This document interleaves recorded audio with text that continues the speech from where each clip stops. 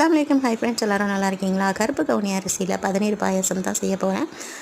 கருப்பு கவுனி அரிசியை 2-3 தடவை வாஷ் பண்ணிவிட்டு ஒரு 4 மணி நேரம் தண்ணியில் ஊற போட்டு மிக்ஸி ஜாரில் அரைச்சி எடுத்துக்கலாம். நான் 100 கிராம் அரிசி எடுத்துருக்கேன். ஒரு பாத்திரத்தில் தண்ணி வச்சு தண்ணி நல்லா கொதி வந்தோடனே அரைச்சி வச்சுருக்கிற கவுனி அரிசியை ஊற்றி கைவிடாமல் நல்லா கிண்டி எடுத்துக்கலாம்.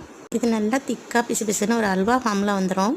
இந்த அளவுக்கு திக்காக நல்லா வெந்து வந்தோடனே இப்போ தேவையான அளவுக்கு சீனி சேர்த்துக்கலாம். இல்லை நீங்கள் பனை வெல்லம் வேண்டாலும் சேர்த்துக்கலாம். சீனி நல்லா கரைஞ்சதும் இதில் நான் இப்போ பதநீர் சேர்க்க போகிறேன். பதநீரை பார்த்தோன்னே எனக்கு பாயாசம் செய்யணும்னு தோணுச்சு. அதனால் இன்றைக்கி பதநீர் பாயாசம் ரெடி பண்ணுறேன். இப்போ பதநீர் எல்லாத்தையும் கொதிக்கிற கஞ்சியில் ஊற்றி நல்லா ஒரு மிக்ஸ் பண்ணி லைட்டாக ஒரு கொதி வந்தோடனே இதில் ஃப்ளேவர் எதுவும் சேர்க்க வேணாம். பதநீரோட ஃப்ளேவரே ரொம்ப சூப்பராக இருக்கும். இப்போ பாக்கி இருக்கிற பதநீரையும் ஊற்றி நல்லா மிக்ஸ் பண்ணி விட்டுக்கிறேன். லாஸ்ட்டாக கொஞ்சமாக தேங்காய் பால் ஊற்றி இறக்கணும்னா சூப்பரான கருப்பு கவுனி பதநீர் பாயாசம் ரெடி. இதோட டேஸ்ட்டு மகிடி மாசாக இருக்கும்.